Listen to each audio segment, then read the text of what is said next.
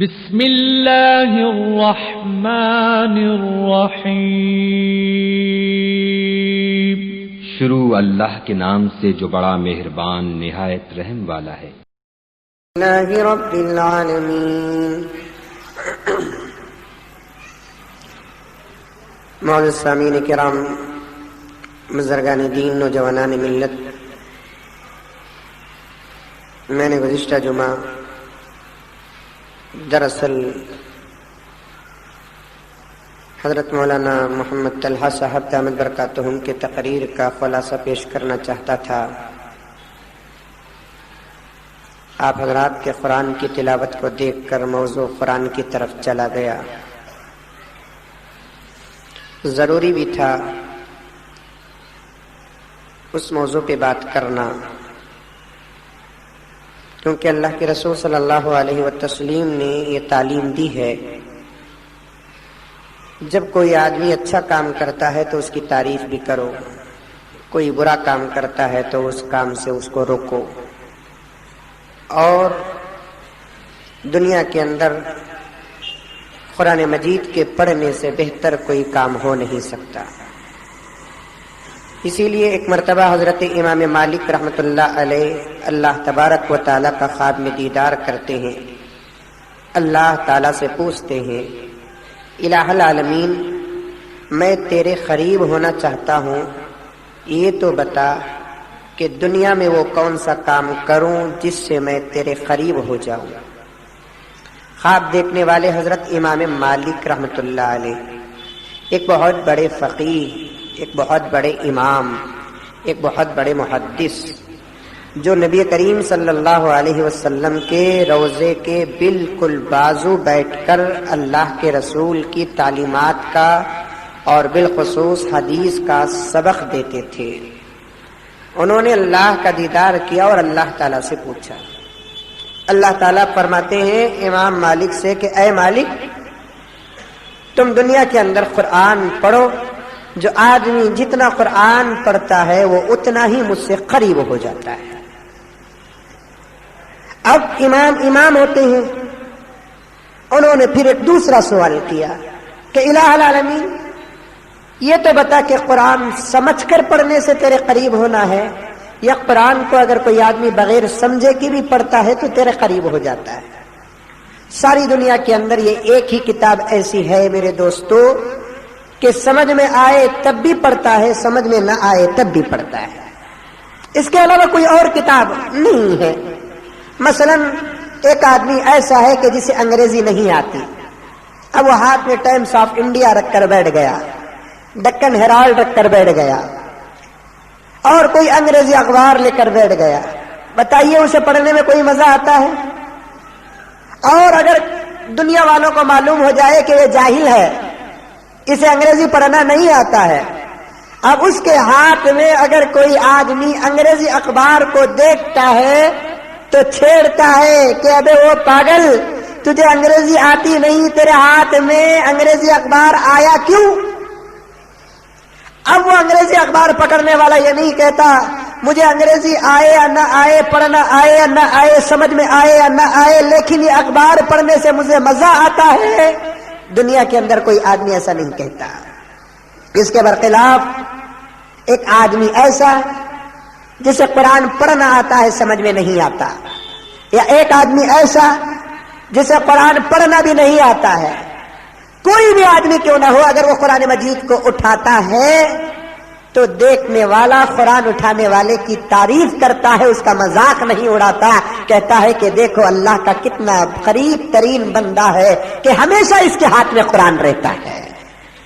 یہ نہیں سوچتا وہ کہ اسے پڑھنا آتا ہے کہ نہیں پڑھنا آتا ہے، سمجھ میں آتا ہے کہ نہیں آتا ہے، قرآن کی تفسیر نہیں معلوم، قرآن کے مطالب نہیں معلوم، پھر بھی ایسا جاہل مطلق اگر قرآن مجید کو اٹھا لیتا ہے تو دنیا اس کا مذاق نہیں کرتی، بلکہ دنیا اس کی تعریف کرتی ہے کہ دیکھو اللہ کا، اللہ کے رسول کا کتنا پیارا بندہ ہے کہ قرآن پڑھنا نہیں آتا پھر بھی اپنے سینے سے لگاتا ہے۔ یہ قرآن کا معجزہ، قرآن کے صدقے میں اللہ تبارک و تعالیٰ کے طرف سے دی گئی ایک بہت بڑی عزت، اسی لیے اللہ کے رسول صلی اللہ علیہ وسلم نے ارشاد فرمایا، اور سے سنو میرے دوستو، آج عزت کس کو نہیں چاہیے؟ کتنا ہی بڑا گنہگار کیوں نہ ہو، وہ عزت کا ضرور بھکاری ہے، عزت کا ضرور محتاج ہے۔ وہ خامخواہ اپنی عزت کو پامال کرنا نہیں چاہتا۔ اللہ آپ کو عزت دیا ہے، آپ صدر ہیں، آپ سیکریٹری ہیں، آپ کونسلر ہیں، آپ ایم ایل اے ہیں، آپ فلاں ہیں، اللہ نے آپ کو محلے کے اندر عزت دیا ہے تو اس عزت کی حفاظت کرنا چاہیے، اور آدمی کوشش بھی یہی کرتا ہے کہ میری موت تک مجھے یہ عزت ملے۔ آدمی اپنے ہاتھوں سے اپنی عزت کو تباہ کرنا نہیں چاہتا۔ عزت کمانا بہت مشکل، لیکن ذلیل ہونا بہت آسان، عزت کو گوانا بہت آسان۔ اس کرسی میں بیٹھنا، اس ممبر پہ چڑھنا، اس مصلی میں کھڑنا سب کے بس کی بات نہیں ہے۔ اس مقام تک پہنچنے کے لیے 14 سال، 13 سال یا 10 سال پپڑ بیلنا پڑتا ہے، بعد میں جا کر اللہ تعالیٰ یہ عزت عطا فرماتے ہیں۔ کسی کو 14 سال کے بعد، کسی کو 15 سال کے بعد، کسی کو 20 سال کے بعد۔ یہی عزت کو اگر گوانا ہے تو چٹکی کا کام کہ اگر کوئی مولوی، کوئی امام، کوئی خطیب اس سنگم سرکل کے پاس کھڑے ہو کر ایک شراب کی باٹل لے کر پیتا ہے تو جو سارا محلہ اس کے پیچھے نماز پڑھتا تھا وہ ایک حرکت کو دیکھ کر اسے اتنا ذلیل کرے گا کہ دھکے مار کر اسے باہر کر دے گا۔ عزت بڑی مشکل سے ملتی ہے اور ذلت بڑی آسان اور ذلت بڑی سستی چیز ہے۔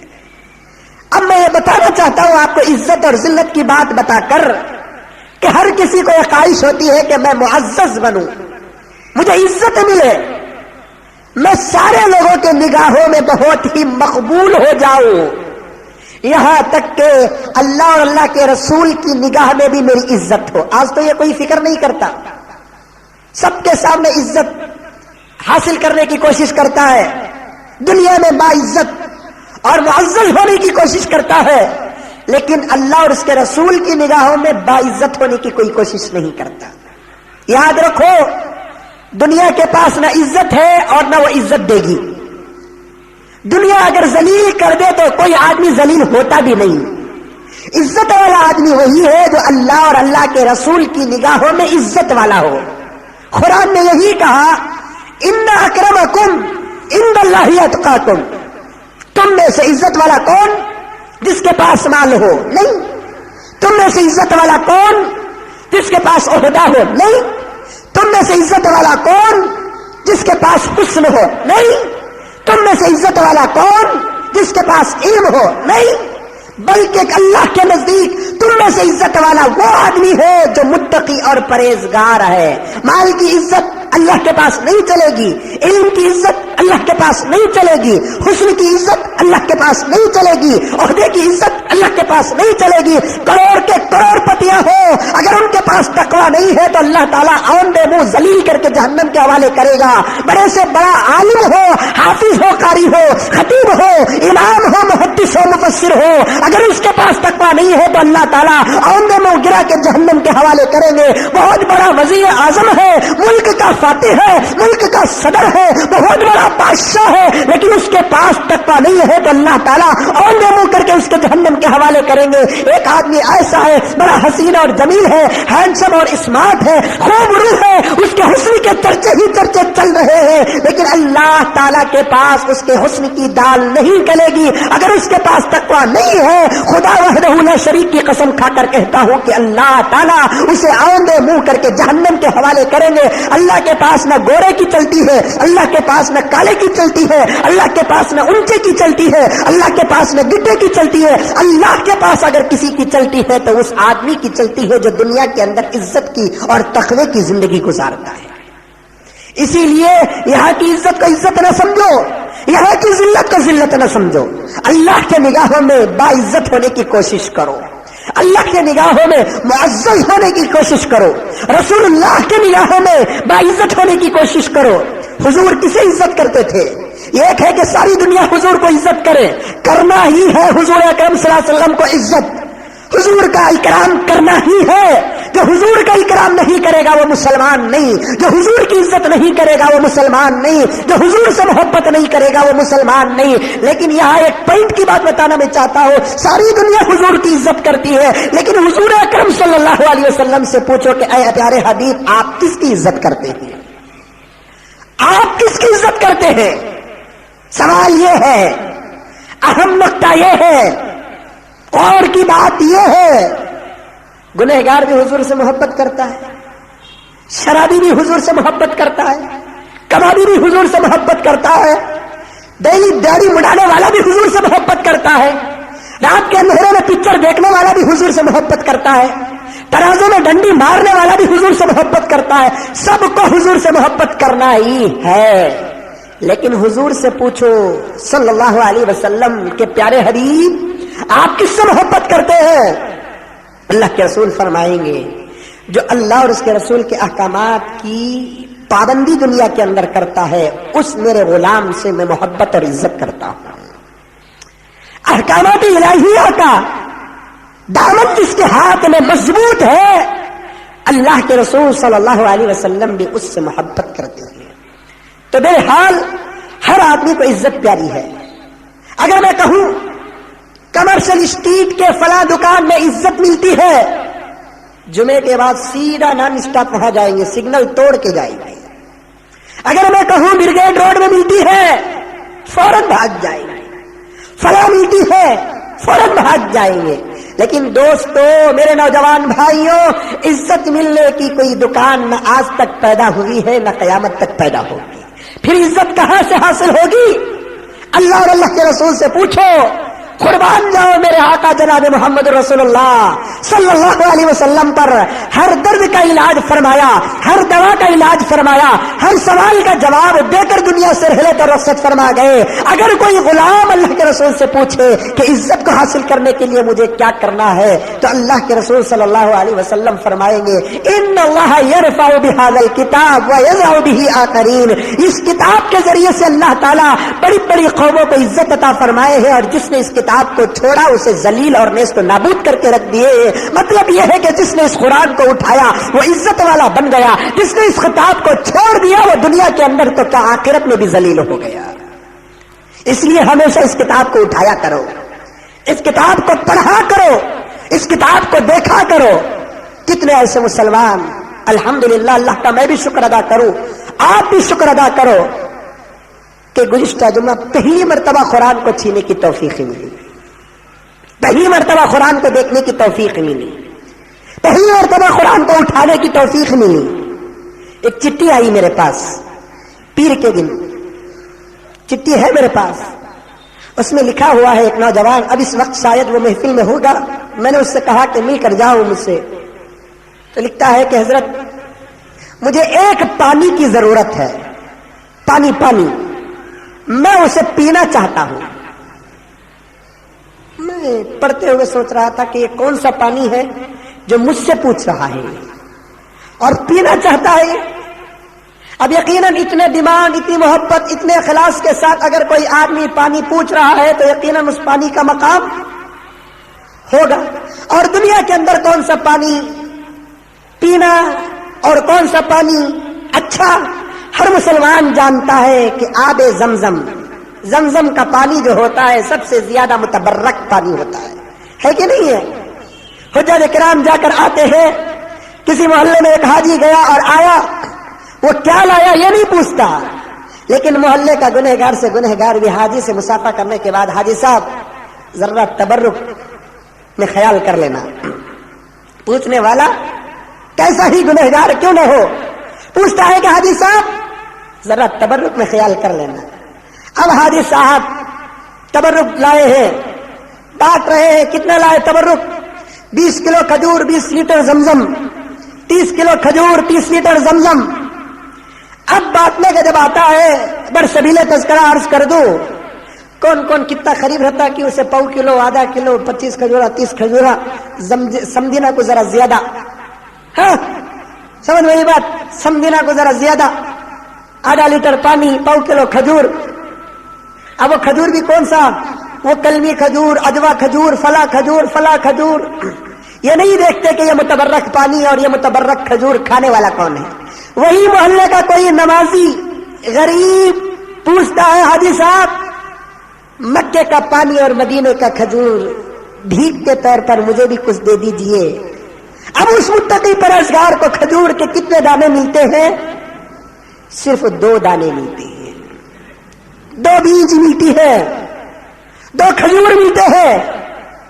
50 ملی گرام کا ایک چھوٹا سا بوتل ملتا ہے. گنہگاروں کو زیادہ, نکوکاروں کو کم. اب ایسی تقسیم اب دیتے ہیں. اب لے کر وہ پانی پیتے ہیں, بڑے تبرک سے پانی پیتے ہیں. وہ ایک ایک قطرہ ایک ایک گلاس میں ڈال ڈال کر پیتے ہیں. پیتے نہیں پیتے ہیں, پیے نہیں کرتا کا زمزم. ارے انڈائریکٹ پیے ہیں تو اللہ تعالیٰ سے دعا کرو کہ مولا ڈائریکٹ پلا دے. یہاں 50 ملی گرام کے لیے ترستے ہیں, لیکن جتنے حجاج کرام وہاں پر جاتے ہیں پیتے کم ہے, چھٹے زیادہ ہے. دنیا کا کوئی ایسا کنواں نہیں ہوگا جس کنویں سے ایٹ اے ٹائم ایک ہی وقت میں 50 لاکھ حاجی خوب سیر ہو کر پی رہے ہیں. کاویری میں رتی دھوپ پڑی تو پانی کم ہو جاتا, محلے میں 4 دن کو ایک مرتبہ میٹھا پانی آتا نہیں آتا. ذرا دھوپ پڑی پانی سوکھ گیا, ذرا بارش پڑی پانی خراب ہو گیا. اب پانی میں دوایا ملو, فلاں ملو. لیکن قربان جاؤ, اللہ تعالیٰ نے اپنے مقدس شہر میں جس کنویں کا ایجاد فرمایا, جس کنویں کو پیدا فرمایا, وہ کوئی اتنا بڑا کنواں نہیں, بلکہ بالکل چھوٹا 10 اور 10 سے بھی چھوٹا سائز کا کنواں ہے. اتنے چھوٹے کنویں سے روزانہ اتنا پانی نکلتا ہے. سائنسدانوں نے تحقیق کر کے بتایا کہ 1 سیکنڈ کو 8 لیٹر پانی نکلتا ہے.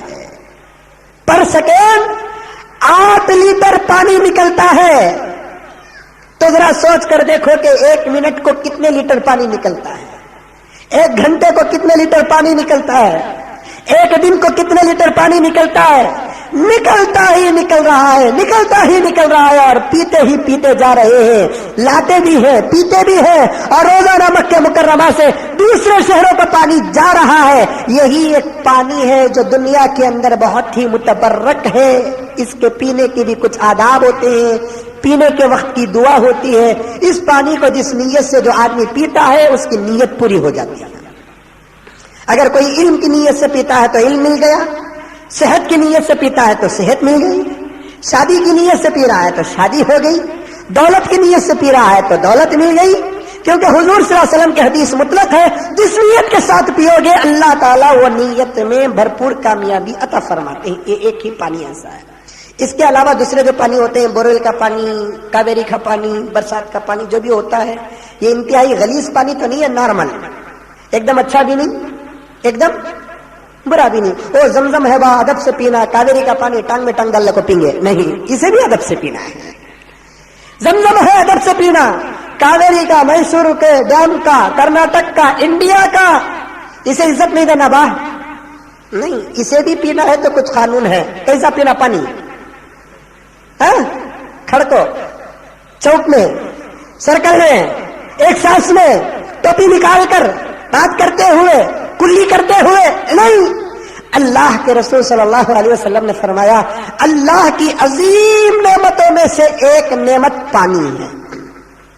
عظیم نعمت کسے کہتے ہیں؟ بڑی نعمتوں میں سے ایک نعمت پانی ہے. اس کی قدر کرو, اس کا اسراف بھی نہ کرو. اسی لیے مساجد کے اندر ہاؤس خانے میں باقاعدہ لکھا جاتا ہے پانی کو اسراف مت کرو, جتنی ضرورت ہے اتنا ہی استعمال کرو. اسی لیے بہت سارے لوگ وضو کرتے ہوئے نل کھولتے ہیں, یہ موٹا پانی آتا ہے, اس کا وضو 1.25 لیٹر کا بھی نہیں ہوتا, لیکن پانی جاتا 8 لیٹر. اب یہ 8.25 لیٹر پانی کا سوال کل قیامت میں اللہ تعالیٰ کریں گے, جواب دینا پڑے گا. پانی کے بارے میں بھی سوال ہے, اس کے پینے کے بھی کچھ رولز ہے, ریگولیشن ہے. بولو انشاءاللہ عمل کریں گے. بتاؤ, نہیں تو بیکار سن کر فائدہ نہیں. کیوں کہ اللہ کے رسول صلی اللہ علیہ وسلم نے فرمایا, مشکات میں حدیث ہے, علماء کرام سے خطاب فرمایا, اے مولویوں, بے عمل کے سامنے کوئی اللہ اور اس کے رسول کی بات نہ کہیو. جو مولوی بے عمل کے سامنے اللہ اور اس کے رسول کی بات کرتا ہے، اس مولوی کی مثال ایسے ہے جیسے راستے میں چلنے والے کتے کے گلے میں زیور کا ہار ڈالتا ہے۔ کیوں کہ کتے کے گلے میں اگر کوئی آدمی سونے کا ہار ڈالے گا تو جیسے کوئی فائدہ نہیں ہے کتے کو، اسی طریقے سے بے عمل کے سامنے کوئی اللہ اور اس کے رسول کی بات کریں گے تو تب بھی کوئی فائدہ نہیں ہے۔ اس لیے عمل کی نیت سے بیٹھو، تھوڑا تھوڑا عمل کرنے کی کوشش کرو، انشاءاللہ تعالی دنیا میں بھی اجر ملے گا، آخرت میں بھی اجر ملے گا۔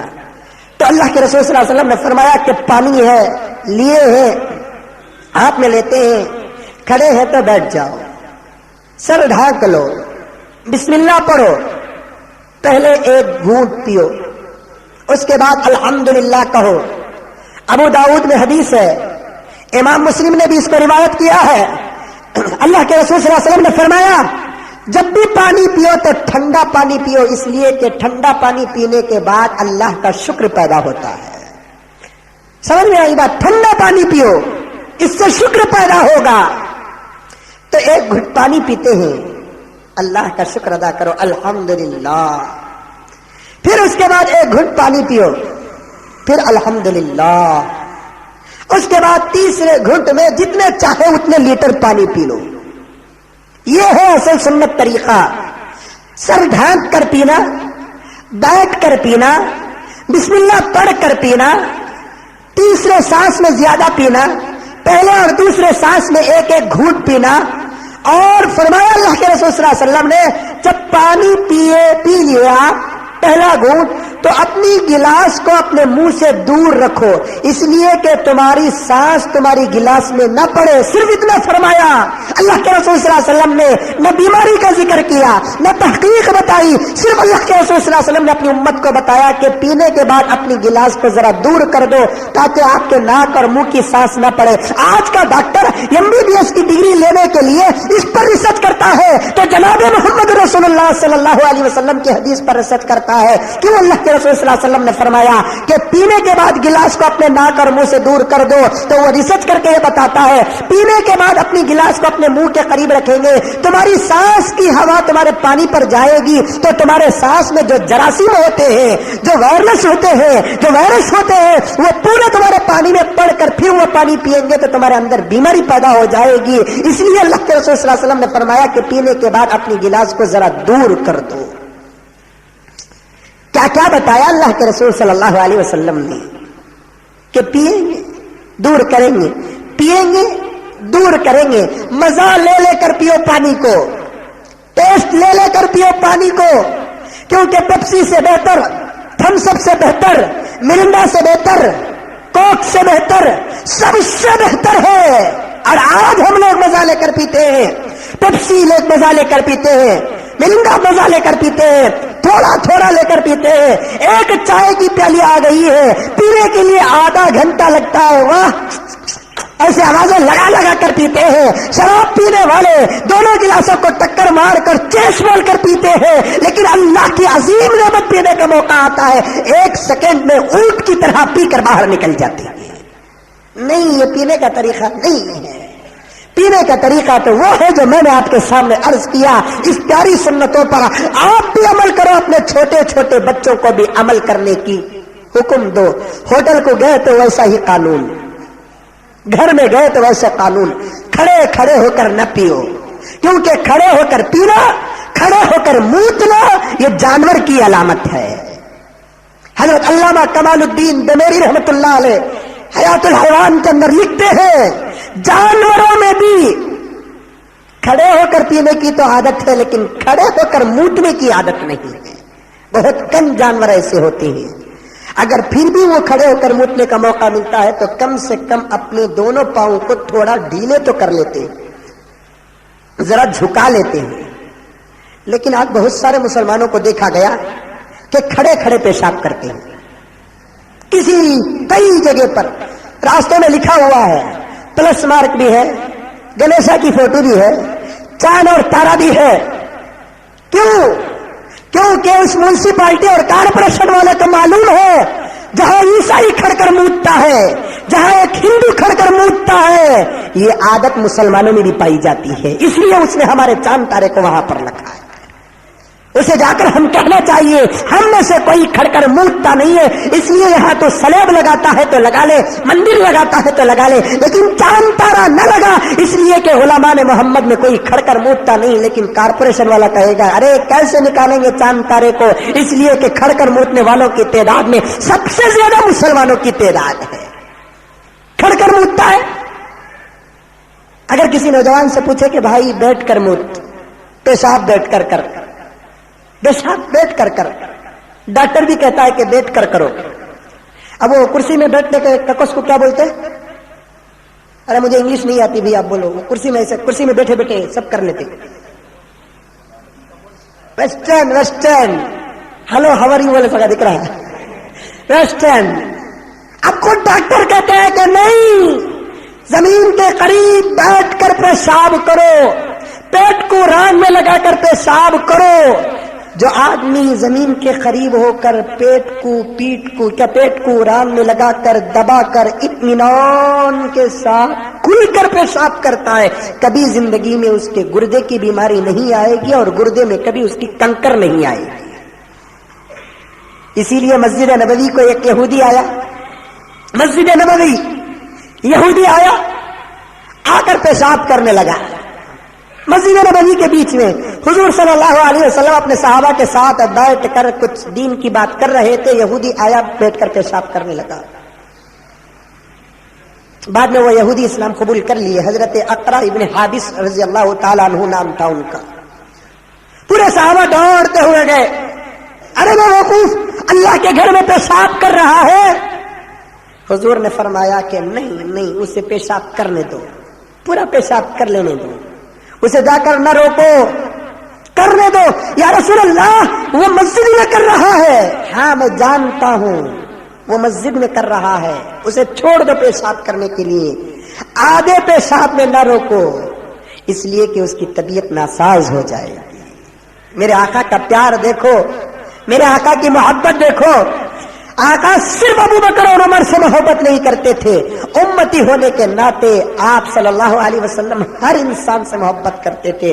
جب وہ پورے پیشاب سے فارغ ہوا اسے بلا کر بازو بٹھائے۔ حضرت اقرا ابن حابس رضی اللہ تعالی عنہ فرماتے ہیں میں جان بوجھ کر پیشاب کیا مسجد نبوی کے اندر، مجھے معلوم تھا کہ میں یہاں پیشاب کروں گا تو محمد کو تکلیف پہنچے گی، مجھے معلوم یہ اللہ کے گھر پیشاب کرنے کے نہیں، یہ اللہ کے گھر باتیں کرنے کے نہیں، یہ اللہ کے گھر دوسرے پلان بنانے کے نہیں، اللہ کے جو گھر ہوتے ہیں وہ نماز پڑھنے کے لیے ہوتے ہیں۔ یہ بات تو آج مسلمانوں کو بھی سمجھ میں نہیں آتی ہے، نہیں آتی مسلمانوں کو یہ بات سمجھنے کے لیے۔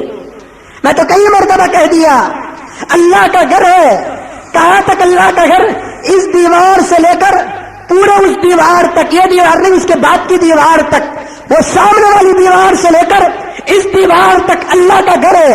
اس گھر کے اندر ہال بھی ہے، اس گھر کے اندر پرسنل کمرہ بھی ہے، اس گھر کے اندر فرسٹ فلور اور سیکنڈ فلور بھی ہے، اس گھر کے اندر بیت الخلا بھی ہے۔ یہ بیت الخلا بھی مسجد ہی کے اندر داخل ہے، لیکن ہم نے دیکھا بہت سارے بدبختوں کو یہاں آتے ہیں تو صرف پیشاب کرنے کے لیے آتے ہیں، نماز پڑھنے کے لیے نہیں آتے۔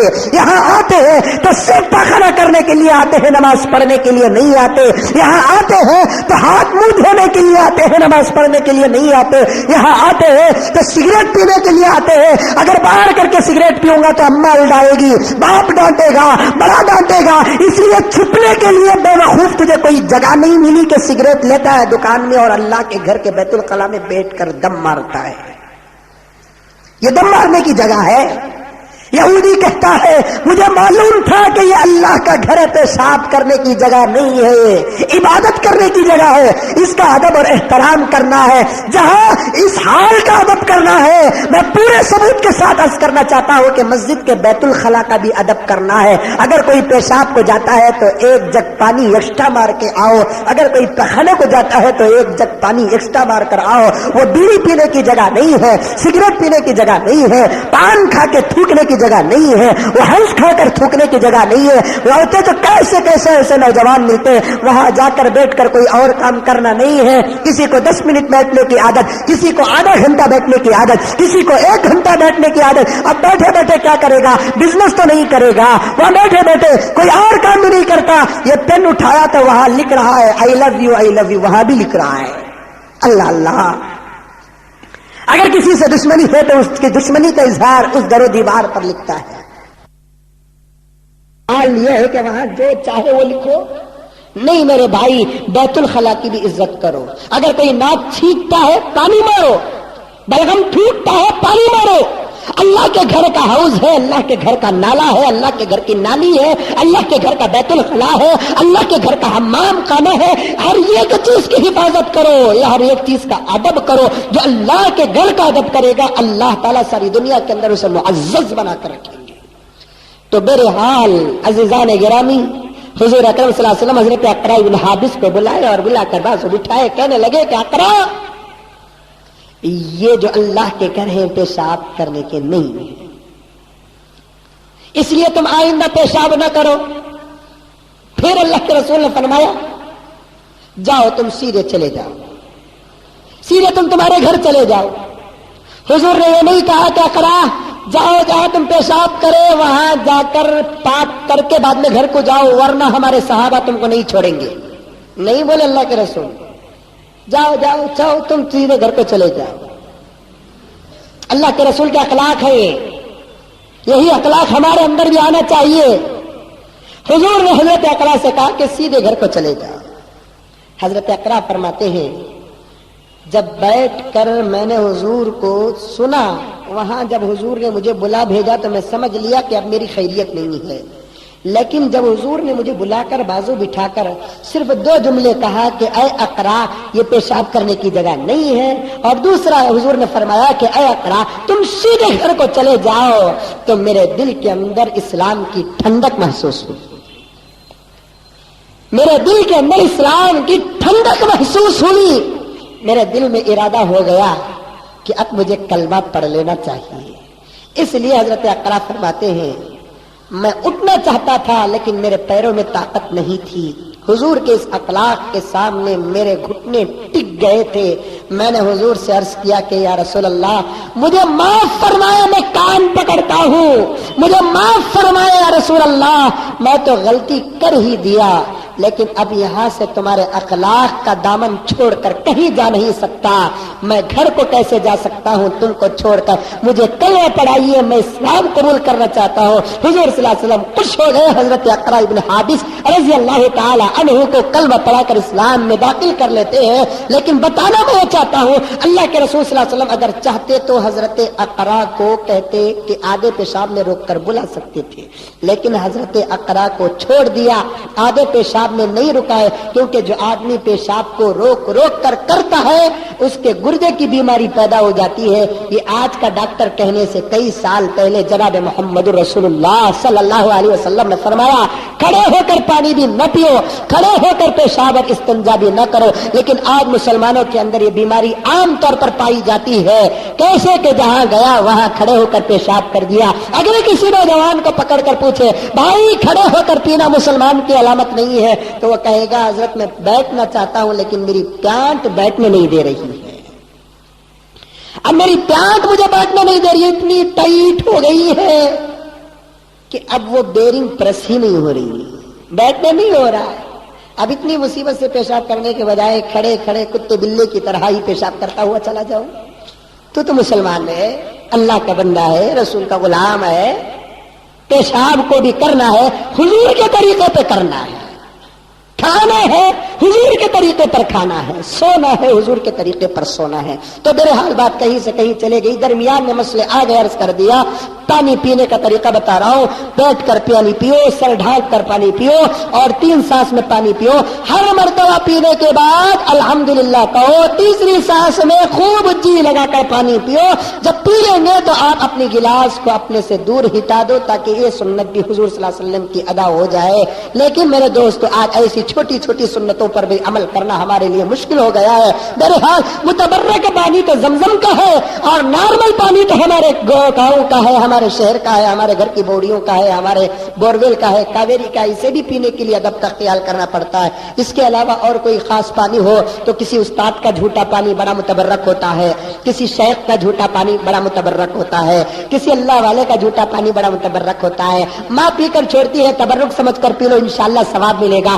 باپ پیتا ہے, پی کر چھوڑتا ہے, تبرک سمجھ کر پی لو, ثواب ملے گا. اس کے علاوہ اور کوئی پانی نہیں. لیکن اس نوجوان نے جو چیٹھی لکھا اس میں لکھا ہے کہ حضرت میں آپ سے ایک پانی کا سوال کرنا چاہتا ہوں. میں نیچے پڑتا ہوا گیا تو کہنے لگا کہ حضرت ایک کام کرو, حضرت یہ نیچے میرا فون نمبر ہے, آپ اپنا خاص پانی اس طریقے سے اپنے دونوں پیروں کو دھو کر وہ پانی کسی باٹل میں رکھ کر میرے حوالے کر دو حضرت. پھر میں نے دیکھا کیا بات ہے, صرف اتنا پانی پوچھا ہے. پیروں کا پانی کوئی پیے گا؟ ہے کوئی پیے گا پیروں کا پانی؟ پیر کتنے بھی پاک رندو دھو کر بندی بھی پیتا. ہاں ہندو جو لوگ ہوتے ہیں نا, اپنے راجا مہاراجاؤں کا, اپنے اوتار کا, اپنے بڑوں کا, اپنے پجاریوں کا پانی پیروں کا پانی دھو کر پیتے ہیں. اسلام اتنا گرا ہوا نہیں ہے, اسلام ایسا نہیں ہے. کتنا ہی بڑا ولی کیوں نہ ہو, اس کے ہاتھ کا پانی پی لے, پیر کا پانی نہ پی. یہ تو تہذیب ہے ہی اسلام کے اندر. لیکن چند سال پہلے ایک بات میرے کان میں آئی تھی. کیا پیری مریدی غلط نہیں ہے, بیعت لینا بھی غلط نہیں ہے, مرید بننا غلط نہیں ہے, شیخ بننا غلط نہیں ہے. اچھے شیخ ہیں, ان کے ہاتھ میں بیعت کر کے اچھے مرید بنو, پھر وہ جو بتائیں گے اس راستے پر چلو. شیخ کے ذریعے سے رسول تک پہنچے گا, رسول کے ذریعے سے خدا تک پہنچے گا. شیخ تو اس کو کہتے ہیں جو اپنے مریدوں کو اللہ تک پہنچانے کے لیے راتوں کو اٹھ کر تہجد پڑھ کر دعائیں کرتا رہے. ایک طریقہ تو یہ اچھا طریقہ ہے. بعض شیخ ہوتے ہیں جو اپنے مریدوں کو بیعت تو دیتے ہیں, لیکن سب سے پہلا قانون کیا کرتے ہیں کہ تمہارے لیے نماز معاف ہے. کی پیر صاحب نماز معاف؟ بے وقوف, سمجھ میں نہیں آتا, تیرے طرف سے میں پڑھ رہا ہوں, اس کے طرف سے نماز انہیں پڑھتا کہتا ہے. کون؟ ذرا زور سے بولو. شیخ. بیعت کر لیے تو نماز معاف, پردہ معاف. بیعت کرنے کے بھی طریقے الگ الگ ہوتے ہیں. ہمارے حضرت قبلہ تشریف لائے تھے, دیکھا نہیں, کرسی میں بیٹھے, کلمات پڑھائے, کلمہ پڑھائے, توبہ کرائے, استغفار کرائے, دعا کرے, ہو گیا. یہی بات طریقہ ہے. اگر کم لوگ ہوتے ہیں, چھوٹے موٹے لوگ ہوتے ہیں, 5-6 لوگ ہوتے ہیں, مرید کے ہاتھ میں اپنی کرچیف دیتے ہیں یا رومال دیتے ہیں, پکڑتے ہیں, بیعت ہو جاتی ہے. لیکن ایک زمانہ بنگلور کے اندر ایک اللہ کا بندہ آیا تھا, ورجنل نہیں تھا, وہ بڑا ڈپلیکیٹ تھا, کیونکہ ہر چیز میں ڈپلیکیٹ بھی ہے نہیں. ویسے پیروں میں بھی بہت سارے ڈپلیکیٹ ہوتے ہیں, اور آج کی برادری تو ورجنل پر اتنا نہیں مرتی جتنا کہ ڈپلیکیٹ پر مرتی ہے. ڈپلیکیٹ زیادہ ایکٹنگ دکھاتے ہیں, ان کے پاس زیادہ رقم برقم, کلر ب کلر کے کپڑے ہوتے ہیں, سر کا ڈپٹا الگ کلر کا, اوپر کا رومال الگ کلر کا, جھبا الگ کلر کا, لنگی الگ کلر کی, سب الگ الگ کلر کے ہوتے ہیں. جو جتنا کلر ب کلر, رنگ برنگ کا ہوتا ہے, اسے اتنا ہی بڑا مرید سمجھ جاتے ہیں. اب انہیں گیا تو نہ ٹکا, آیا تو نہ ٹکا, بیٹھا تو نہ ٹکا, کھڑا تو نہ ٹکا. ناٹک میں اس کے سامنے سپر اسٹار بھی جھک مارے, ایسے ناٹک کرنے لگتا ہے. مشہور واقعہ ہے کہ گاؤں میں بہت بڑے پیر صاحب تھے, بہت بڑے. ان کی کرامت کیا بولے تو جہاں ہی وہاں رہ کر ساری دنیا کو دیکھ لیتے تھے.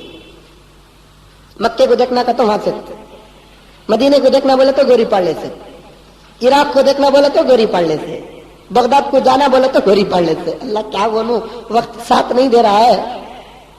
3 سال بھی نہیں گزرے, ہمارے بہن کے گھر کے پاس فل غلاٹا ہے, فل رش, مرد بنے بھائی کون صاحب, پھول کے ہارا لے لے کو فل ہجوم. خیر میں پوچھا کیا قصہ ہے؟ نہیں بھیا وہ یہیں نا مزاور رہے, انہوں حج کو جاری کرتے. ارے بڑی اچھی بات نما, حج کو جا رہا ہے بولے تو اس سے بڑھتی اور کوئی اچھی بات ہو سکتی ہے. اللہ تعالیٰ توفیق دے دیا. بعد میں میری بہن بولی کہ بھیا انہوں یہاں حج نہیں کہتے ہیں, ان کے حضرت حج کو جاتے ہی کہتے ہیں. انہوں ہوتے ہی حج, ان کے اوپر آتے نا حضرت, انہوں حج کو گئے, ان کو پھول کے مالے ڈال لے کوئی سب بھی. دیکھیں عقیدہ کیسا ہے.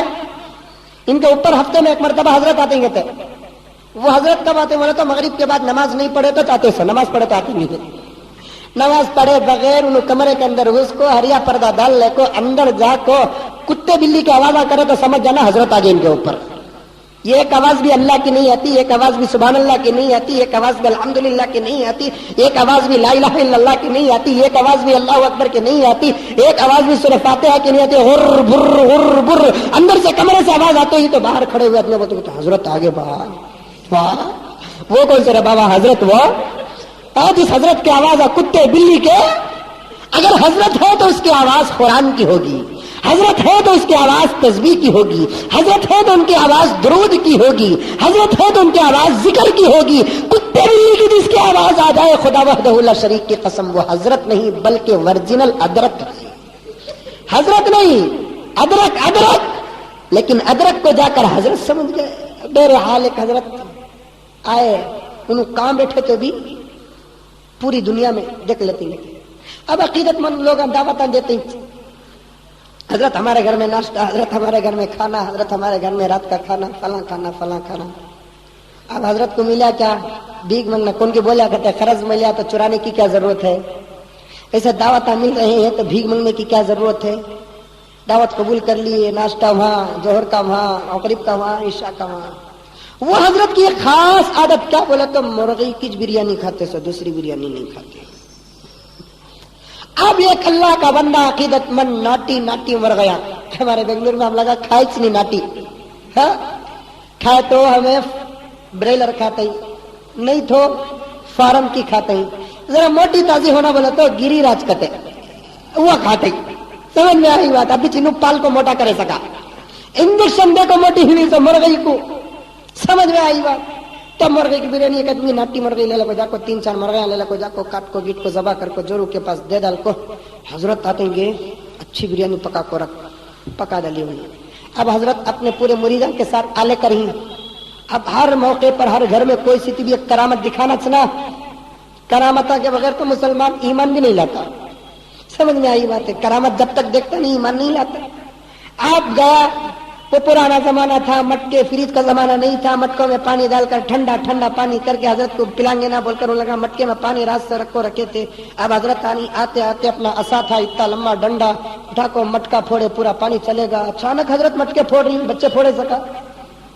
हजरत ये क्या कर रही? हमारे गांव में पानी का डिमांड है, 4 दिन को एक मरतबा पानी आता सो तुम्हारे वास्ते बोल को लाको रात को रखो, हमारी जरूरत न भरती सो रात को लाको भर को रखी है। ए खामोश, क्या हजरत? काबतुल्लाह में आग लगी यहीं से बुझा दिया। काबतुल्लाह में आग लगी यहीं से बुझा दिया। अब अकीदत और भी ज्यादा हो गई है। ये औरत है ना, गिरी तो इतना गिरती जिसकी कोई हद नहीं, अगर चढ़ी ना उसके दिमाग तक पहुंचने वाला कोई और भी नहीं है। पानी फोड़े तो पानी बहाए तो उन्हें जोरू मरद कुछ नहीं छोड़ती, पीर सबको छोड़ाती, माप को देती नहाने के वास्ते पानी। समझ में आई बात है? तकोस को जाना बोला तो मस्जिद ही ना जाओ ना जी गटी, उन्हें बोलती मस्जिद आई, ककोस को जाओ बोलने वाली भाई को मटके फोड़े तो पीर साहब को छोड़ती। खैर ये मेरे बेटे को देखना रखे, बोल को आए दस्तरखान में बिठाए, बिठाने के बाद खाना रखे, चील की निगाह मुर्दारों में। अब पीर साहब देख रहे कि कहाँ टांग है कहाँ रान है, इधर उधर देखे कोई ना टांग दिख रही है ना कोई रान दिख रही है। पीर साहब को जलवा आ गया, चेहरा लाल हो गया, मुरीदों को कोनी से मार रहे हैं। एक मुरीद मेजबान से कह रहा है कि मेजबान साहब हमारे पीर साहब तो मुर्गी की बिरयानी खाते हैं, यहाँ पे तो वेजिटेबल रख दिए हैं, हमारे पीर साहब को जलवा आ गया है, गुस्सा आ गया है। तो अब ये मेजबान जो था वो सीधे घर के अंदर गया, बीवी से कहने लगा कि बेगम नाटी नाटी मोटे मोटे 4 मुर्गियां लाकर कर दिया था, वो कहाँ गए बेगम? तो कहने लगी तुम्हें जाओ महिला को रखतू। हजरत को अंदर से डंडा लेकर आई, पीर साहब को मारने लगी, कहने लगी कि बुड्ढे काबतुल्लाह पे आग लगी तो हाथ दिख गया, डिश के अंदर के डल्ले तुझे दिखे नहीं। काबतुल्लाह पे आग लगी वहां से यहां दिख गया, डिश के अंदर के डलियां नहीं दिखे। ऐसे भी कुछ पीर होते हैं, ऐसे भी कुछ मुरीदीन होते हैं, लेकिन ये हंसाने घिसाने का वाकया नहीं, हकीकत में चले हुए वाकयात हैं। 3 साल पहले इसी मोहल्ले के अंदर एक वाकया हुआ। एक ऐसे ही डुप्लीकेट पीर का इंतकाल हुआ तो उनको गुस्ल दिए, उनके गुस्ल का पानी बिंगिया में पकड़ को लेको गए। क्या कहते हो? पीर साहब के गुस्ल का पानी पिए तो बीमारियां चल जाती हैं, कहते हैं। अल्लाह, पीर साहब के गुस्ल का पानी मेरी नहीं है। तो उस वक्त वो नौजवान कहने लगा कि हजरत हकीकत में मैं इसलिए पूछा کہ میں پیدا ہو کر 40 پر 3 سال کا عرصہ ہو گیا، نہ بچپن میں میری ماں مجھے مدرسے کو بھیجی، نہ بڑا ہو کر میں کسی مدرسے کو گیا، نہ مسجدوں میں جا کر میں کوئی اچھا کام کرتا تھا، نماز پڑھتا تھا اور باہر نکلتا تھا۔ 15 سال تو میرے بچپن کے گزر گئے، 15 سال سے لے کر 25 اور 25 سے 35 اور 35 سے 40 پر 3 سال تک کا تقریباً 28 سال کا عرصہ ہو گیا۔ خدا کی قسم کھا کر کہتا ہوں حضرت کے اس بڑی عمر میں 28 سال کی عمر میں نے کبھی ہاتھ میں قرآن نہیں اٹھایا تو پہلی مرتبہ آپ کی مسجد میں نے قرآن کو اٹھایا۔ یہی میں آپ کو یہ بتانا چاہتا تھا، کتنے ایسے مسلمان ہیں جن کی زندگیاں 30 سال، 40 سال، 50 سال کی ہو گئی، لیکن انہوں نے قرآن نہیں اٹھایا، جبکہ یہ قرآن ایک ایسی کتاب اٹھائیں گے تو اللہ کے قریب ہو جائیں گے، دیکھیں گے تو اللہ کے قریب ہو جائیں گے۔ اسے اٹھاؤ، اسے دیکھ کر رو، آنسو بہاؤ، تڑپو۔ دنیا کی یہ واحد کتاب ہے جس کو پڑھتا ہے تو تڑپنا آ جاتا ہے، جس کو اٹھاتے ہیں تو رونا آ جاتا ہے، جس کو چھوستے ہیں تو رونا آتا ہے۔ جس پر یہ قرآن نازل ہوا اس نے یہ کتاب پڑھا تو اس نے رو لیا۔ میرے پیارے آقا قرآن پڑھتے روتے، حضرت جبرائیل حضور کو قرآن سناتے، جبرائیل روتے، حضور جبرائیل کو قرآن سناتے، حضور روتے۔ حضور نے پوچھا جبرائیل تم کیوں رو رہے ہو؟ یا رسول اللہ قرآن پڑھ کر مجھے رونا آ رہا ہے۔ حضرت حضور اکرم صلی اللہ علیہ وسلم نے فرمایا ہاں جبرائیل مجھے بھی قرآن پڑھ کر رونا آتا ہے۔ ابو بکر قرآن پڑھتے روتے، عمر قرآن پڑھتے روتے، فاطمہ قرآن پڑھتی روتی، عائشہ قرآن پڑھتی روتی۔ یہ واحد کتاب ہے، اس کو جو بھی سنتا ہے وہ روتا ہے، جو بھی پڑھتا ہے وہ روتا ہے۔ سننے والا مسلمان صحیح، سننے والا غیر مسلم صحیح، جو بھی قرآن پڑھ لیا وہ قرآن کا ہو کر رہ گیا، قرآن پڑھ لیا ہو کر رہ گیا۔ اگر میں اس وقت حضرت ابو بکر کا واقعہ بیان کروں آپ کہیں گے کہ حضرت 1400 سال پرانا واقعہ، عمر کا واقعہ بیان کرو آپ کہیں گے کہ پرانا واقعہ، عثمان کا واقعہ بیان کرو آپ کہیں گے کہ پرانا واقعہ۔ ہمارے قوم کا المیہ سنو، ہمارے قوم کی حالت سنو، جو مسجدوں کے ذمہ دار ہوتے ہیں انہوں نے تک آج تک قرآن کو نہیں اٹھایا ہے۔ اب میں آپ کو اس ہفتے کا واقعہ سناؤں گا، آپ کے رونگٹے کھڑے ہو جائیں گے، آپ کا پتا پانی ہو جائے گا، آپ کے آنکھوں سے آنسو ہو جائیں گے۔ یقیناً جس نے بھی جس دور میں بھی اس قرآن پاک کو اٹھایا ہے وہ رو کر ہی دنیا کے اندر گیا ہے۔ سمجھ میں آیا تو اس نے قرآن اٹھایا، سمجھے بغیر اس نے قرآن اٹھایا۔ قاریوں میں سے قاری گزرے ہیں حضرت قاری عبد الباسط بن عبد الصمد، ایک بہت بڑے قاری گزرے ہیں۔ نام کیا ان کا؟ قاری عبد الباسط۔ یہ پورے مجمع میں گرون فرسٹ سیکنڈ میں شاید 10% لوگوں کو بھی اتنے بڑے قاری کا نام معلوم نہیں۔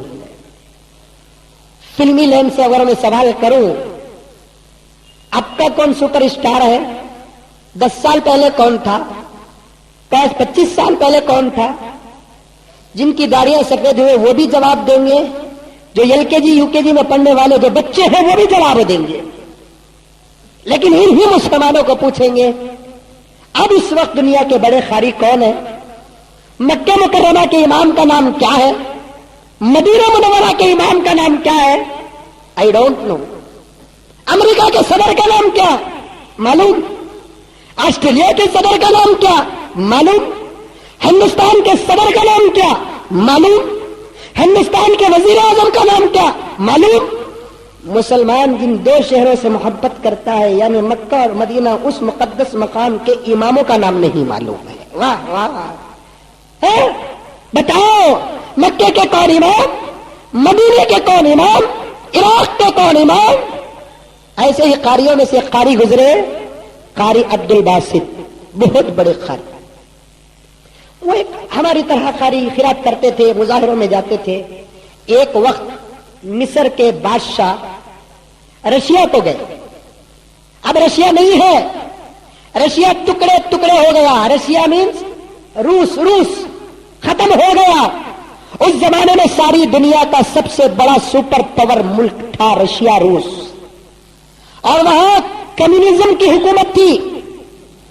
کمیونزم کسے کہتے ہیں کبھی تفصیل کے ساتھ عرض کروں گا۔ اسلامی عقائد سے ہٹا ہوا قانون تھا وہاں پر۔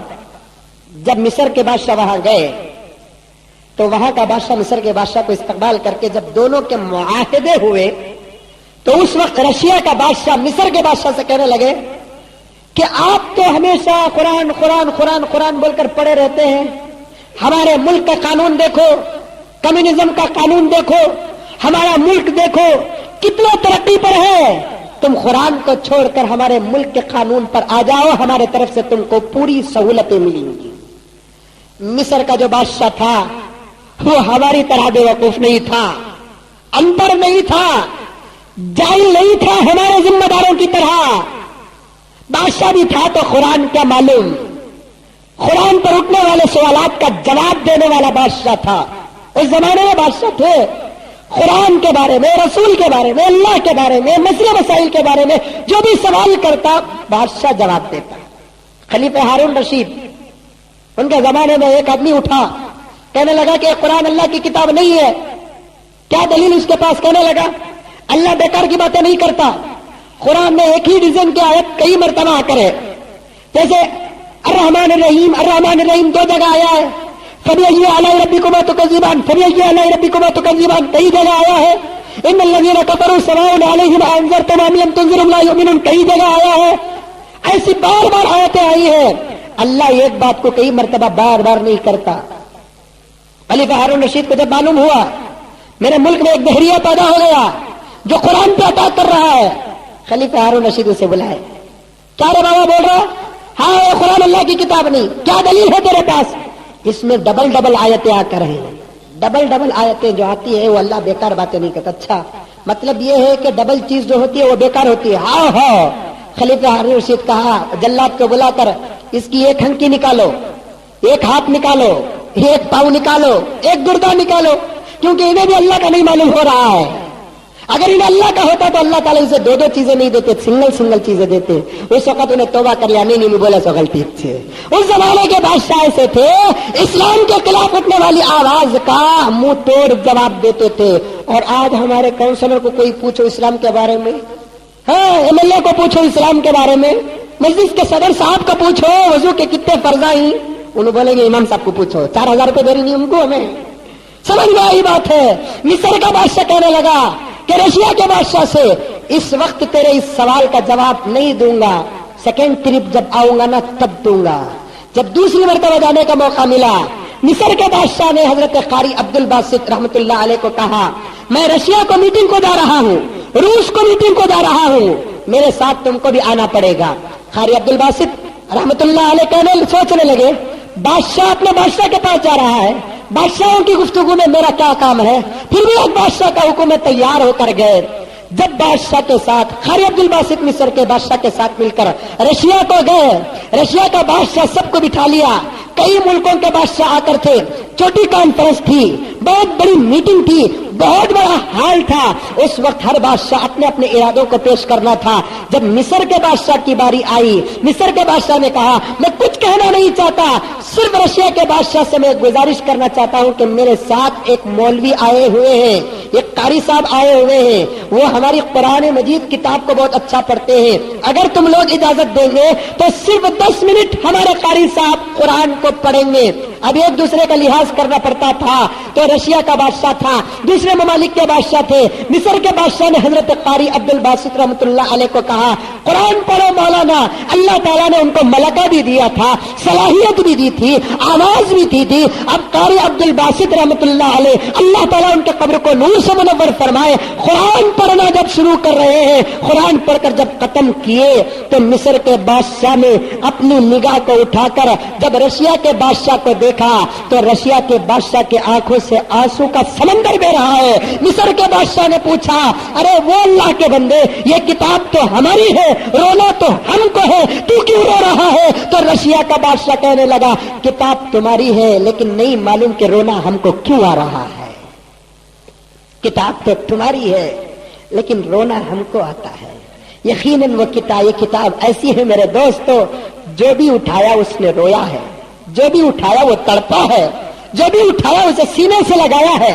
ماننے والا اٹھایا سینے سے لگایا رویا، نہیں ماننے والا اٹھایا انہیں بھی سینے سے لگایا رویا ہے۔ میں پرانی بات نہیں کہوں گا، چھوٹی بات اور اب کی بات، اس ہفتے کی بات پیش کر کے اپنی بات کو ختم کرو۔ ہندوستان کے فلمی اداکاروں میں سے ایک اداکار ہے जान अब्राहम, जानते हैं? नहीं जानते? अरे मशहूर अदाकार है जान अब्राहम।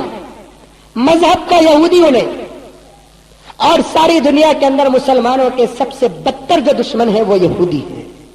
ईसाइया कम से कम जरा बेहतर। यहूदी जो होते हैं ना, इंतहाई सख्तरीन दुश्मन है। उन लोगों का अकीदा क्या जानते हो यहूदियों का? सुनो नौजवानों, हमें कांकी पहुंचना था, सो कुरान को छोड़ने के वास्ते कांकी चले गए। हमें सामने रस्सी है, नीचे पाची है, जाना है, पार करना है। अक्लमंद इंसान क्या करता? रस्सी पकड़ कर पार होता। रस्सी नहीं पकड़ा तो क्या होता? फिसल कर गिरता। ये रस्सी कुरान मजीद, ये दुनिया पाची, चलने वाले हम। मंजिल तक पहुंचना है तो मुझे और आपको ये रस्सी कुरान को थाम कर अगर चलेंगे तो खुदा की कसम कब की पहुंच जाते थे। कुरान को उठाने वालों ने उठाया तो कहां के पहुंच गए? हमें नहीं उठाई थी आज तक। सुबह को गिरोन को जाकर देखे तो बारिश ही पड़ रही है, सो बम नहीं पड़ रहा, इधर देखो। मुसलमान को सुनने को रहते वक्त रत्ती भी मिस्टेक नहीं होना, टिट पिट कर तो ऐसा फिर जाते हैं। बारिश पड़े तो इतने घाबरे होते ही है। बारिश तो बारिश, बम पड़ा तो भी मुसलमान अपनी तवज्जो नहीं हटाएगा। सुनो, सबसे सख्तरीन दुश्मन यहूदी, उनका अकीदा क्या मालूम? साल में एक ईद आती है उनकी, वो ईद में उन लगा रोटी पकाकर खाते। हमें भी ईद बरात है तो कुफ्ते भी रोटी खाते। रमजान के खुतबे में, बकरीद के खुतबे में हमारे घर के बकरे के पाए भी रोटी खाते। उलगा भी रोटी खाते हैं। रोटी पकाना आता? नहीं आता। आपा से पूछो रोटी कैसे पकाती है? आटा डालती, नमक डालती, पानी डालकर कलाती, पेड़ा बनता, थपकती, तवे में रखती। रोटी कलाने के लिए पानी की जरूरत होती है। यहूदियों का अकीदा यह है मेरे दोस्तों कि उनके ईद के दिन अगर कोई यहूदी अपने रोटी को कलाने के लिए किसी मुसलमान का खून इस्तेमाल करता है तो वो जन्नत को चला जाता है। अपने आटे में मुसलमानों के खून को कलाकर वो रोटी पकाकर खाना उनके नजदीक सबसे बड़ा सवाब का काम है। मुसलमान को मारना सबसे ज्यादा नेक काम है, सबसे अच्छा काम है। ऐसे यहूदियों की नस्ल में एक हिंदुस्तान का एक बहुत बड़ा अदाकार है जिसका नाम जान अब्राहम है। अब वो न्यूयॉर्क के अंदर एक फिल्म की शूटिंग कर रहा है। न्यूयॉर्क के अंदर तुम्हें नहीं, जब पूछना नहीं मंजे हजरत, तुम्हें भी क्या कि घुसे तक दिख रहा है? डॉक्टर ये हमें सब पर नजर रखना पड़ता है। दुनिया क्या चलती है? मौली साहब को दुनिया क्या समझ की मालूम क्या? अल्हम्दुलिल्लाह रब्बिल आलमीन मिनल जिन्नती वन्नास तक। नमाज पढ़ो, रोजा रखो, ज़कात दो, हज करो, मर जाओ, इतना बोलने का ऐसे समझ किए उसको। जर्रा मौली साहब दुनिया में क्या चलता, मुसलमान क्या करता बोलकर बोल डाले तो इनके पेट में दर्द शुरू हो जाता। कई कुबा मौली साहब इधर उधर के इनू इधर उधर के काम करते, इनको शर्म नहीं आई। मौली साहब इधर उधर के बातें कर रहे तो मौली साहब की भी इधर उधर के नहीं भाई, मशरिक से लेकर मगरिब तक, शिमाल से लेकर जुनूब तक ही के बातें करते और उम्मत को सुधारने के बातें करते हैं। सुनो, तुम्हें भी अखबार पढ़ते हैं, हम भी अखबार पढ़ते हैं। तुम्हारे और हमारे पढ़ने में जमीन आसमान का फर्क है। तुम लगा पढ़े तो फिल्म एडिशन उठाकर पढ़ते हैं, हमें फिल्म एडिशन भी पढ़ते हैं, हालात भी पढ़ते हैं, वर्ल्ड न्यूज पेपर भी पढ़ते हैं, सब पढ़ते हैं ताकि क्या है उसके अंदर मालूम करने के लिए। सालार उठाकर देखो, सहारा उठाकर देखो, आया इस मंगल के या पीर के पेपर में, इतवार के पेपर में है, मेरे घर के अंदर महफूज रखा हूं मैं। न्यूयॉर्क के अंदर एक फिल्म की शूटिंग कर रहा है, उस फिल्म के अंदर उसे मुसलमान की एक्टिंग दी है। अब उन्हें उस फिल्म के अंदर कुरान के 3-4 आयता पढ़ना, कुरान के 3-4 आयता पढ़ना। यहूदी फिल्म का एक्टर कुरान पढ़ता है तो मानेंगे? या मुसलमान कुछ आता नहीं ना। अब उसके सामने जब गया तो मुसलमान की एक्टिंग करना, तो कुरान उसके अंदर पढ़ना, ये आयत उसके अंदर पढ़ना, तो ऐसा लिबास पहनना। जब उसके पास जब स्टोरी की बुक गई तो उन्हें सोचने लगा, फिल्म के अंदर में जाकर मुसलमान की एक्टिंग कर को कुरान पढ़ना बोले तो मैं वैसा मुसलमान बनना। एक मौली साहब को पकड़ कर उन्हें कुरान से क्या पढ़ना, सो 2-3 आयता फिल्म के वास्ते उन्हें पूरा कुरान पढ़ना सीख गया। फिल्म एक्टर जी जन्नत के वास्ते आज तक हम लगा कुरान पढ़ना नहीं सीखे, फिल्म के वास्ते उन्हें कुरान पढ़ना सीखा। पढ़ने से 2-3 आयता उन्हें सोचा, कहता है मैं फिल्म के अंदर मुसलमान हूं, मैं फिल्म के अंदर भी अगर कुरान पढ़ना है तो मैं ऐसे पढ़ूंगा जैसे कोई मुसलमान कुरान पढ़ता है। अगर उस अबजान अब्राहम को मालूम हो जाए कि मुसलमानों में से 60 to 70% ऐसे हैं जिनको कुरान पढ़ना नहीं आता, अल्लाह के बाद पास तो बहुत दूर है चेहरा दिखाने के लिए। अगर जान अब्राहम को मालूम हो गया ऐसा कलाम जिसको सीखने के लिए मैं अपनी पूरी जिंदगी कुर्बान किया हूं, वो कुरान खुद मुसलमान को याद नहीं है, वो कुरान खुद मुसलमान को पढ़ना नहीं आता, तो क्या उस जान अब्राहम को चेहरा दिखाने के हम काबिल रहेंगे? सोचो मेरे दोस्तों। उसके बाद कुरान सीखते सीखते उसे मालूम नहीं हुआ कि अल्हम्दुलिल्लाह रब्बिल आलमीन का क्या माना है, अर्रहमान रहीम का क्या माना है, मालिकी यौमिद्दीन का क्या माना है। तो उसने कुरान का ट्रांसलेशन भी पढ़ा, तर्जुमा भी पढ़ा। जब कुरान का तर्जुमा पढ़ लिया, कुरान पढ़ना सीख गया, प्रेस कॉन्फ्रेंस जाकर उससे पूछने लगे कि पहली फिल्म है तुम्हारी, इसमें तुम एक मुसलमानों का किरदार अदा कर रहे हो, एक्टिंग कर रहे हो, तुमको इस एक्टिंग में कैसे लगा? तो वो कहता है कि एक्टिंग बाद में छोड़ो, मुसलमानों को कह दो कि मुझे भी कुरान पढ़ना आता है। फिर उसने प्रेस कॉन्फ्रेंस में पूछा कुरान पढ़कर तुमको कैसे लगा? तो मीडिया को, प्रेस को वो जवाब देता है कुरान तो ऐसी किताब है जिसका पढ़ने वाला कभी दहशतगर्द हो नहीं सकता। ये है दोस्तों मेरी हकीकत, कुरान की हकीकत। खुद एक एक्टर कहता है कुरान तो एक ऐसी किताब है जिसका पढ़ने वाला कभी दहशतगर्द हो नहीं सकता। गैरों के जुबान से कुरान की तारीफ निकल रही है और अपने कुरान छोड़कर जिंदगी गुजार रहे हैं, जिसके नतीजे में आज सारी दुनिया में मुसलमान जलील होता जा रहा है। मेरे दोस्तों, बकिया बहुत सारी बातें इंशाअल्लाह ताला आइंदा जुमा अर्ज करूंगा। कुरान को थामने की कोशिश करो, कुरान को पढ़ने की कोशिश करो, कुरान को उठाने की कोशिश करो, कुरान को देखने की कोशिश करो, कुरान को सीने से लगाने की कोशिश करो। बोलो इंशाअल्लाह करेंगे। मस्जिद में भी पढ़ो, घर में भी पढ़ो, दुकान में भी पढ़ो, सबके सामने पढ़ो। पढ़ना नहीं आता तो कम से कम उठा कर देखो। बहुत सारे लोग अल्हम्दुलिल्लाह जुमे में एक माहौल चलता आ रहा है हमारी मस्जिद के अंदर, बाकायदा मैंने देखा कि आखिरी सब तक भी अल्हम्दुलिल्लाह कुरान मजीद पढ़ रहे हैं। ऐसे हर किसी के हाथ में कुरान मजीद आ जाए, कम से कम जुमे में एक मरतबा उठाए और अल्लाह ताला से दुआ करे कि मौला जुमे में एक मरतबा उठाने की तौफीक दे रहा है, अब तेरे दरबार में भीख मांगता हूँ कि मुझे रोजाना कुरान उठाने की तौफीक अता फरमा। जब अल्लाह ताला दुश्मनों को देते हैं तो क्या कुरान पढ़ने वालों को नहीं देंगे? इसीलिए अल्लाह ताला फरमाते एक तरफ मेरे से पास दुआ मांगने वाला बैठा है और एक तरफ एक आदमी कुरान पढ़ रहा है। अल्लाह फरमाते हैं दुआ पढ़ने वालों को तो मैं देता ही हूँ, लेकिन कुरान पढ़ने वालों को दुआ करने वालों से ज्यादा मैं देता हूँ। इसलिए जब भी कोई चीज अल्लाह से मांगना है तो नमाज पढ़कर मांगो, कुरान पढ़कर मांगो। अल्लाह ताला मुझे और आपको देने की तौफीक और सादत अता फरमाए, पढ़ने की तौफीक और सादत अता फरमाए, कुरान उठाने की तौफीक और सादत अता फरमाए। आखिर में हज़्न मामूल हमारी मस्जिद के चंदे के मुताल्लिक आप तमाम हजरात से गुजारिश है कि अल्लाह का घर है, बहुत सारा काम बाकी है। अल्लाह ताला अपने फजल से, नबी के सदक़े से, आप हजरात के ताउन से इस अल्लाह के अजीम शान घर को तामीर कराना चाहते हैं। इसलिए आप तमाम हजरात से गुजारिश है कि कोई आदमी खाली हाथ न जाए। आज 10 रुपए, 20 रुपए, 15 रुपए की कोई हकीकत नहीं है।